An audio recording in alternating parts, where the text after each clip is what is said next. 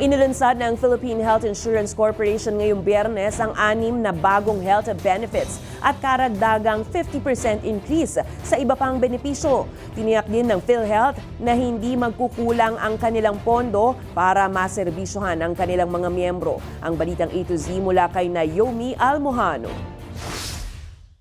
Mas pinalawak at mas pinalaking benepisyo ang bumungad sa mga miyembro ng Philippine Health Insurance Corporation of PhilHealth ngayong bagong taon.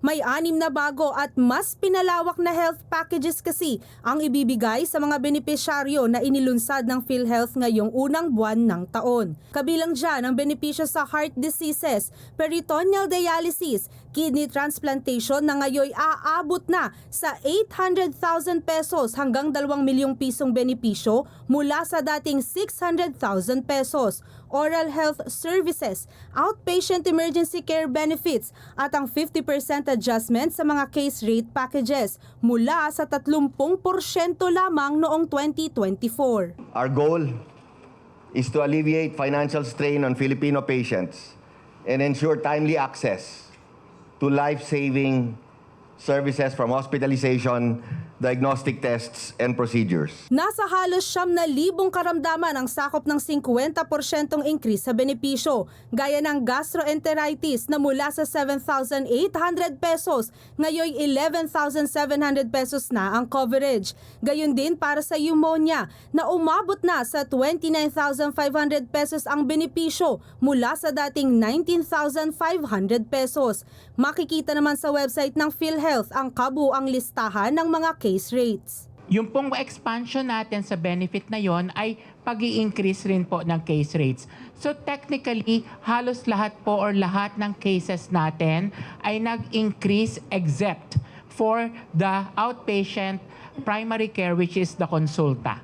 Yun pong 1.7 ng consulta is remained, but then and again, lahat po ay na-increase. Paglilinaw naman ng ahensya, hindi magdudulot ng dagdag kontribusyon ngayong 2025 ang mga nabanggit na enhanced packages. Tiniyak din ng PhilHealth na kakayanin ng kanilang pondo ang mga karagdagang benepisyo. Despite the zero subsidy po, hindi maapektuhan yung benefit packages ng PhilHealth. In fact,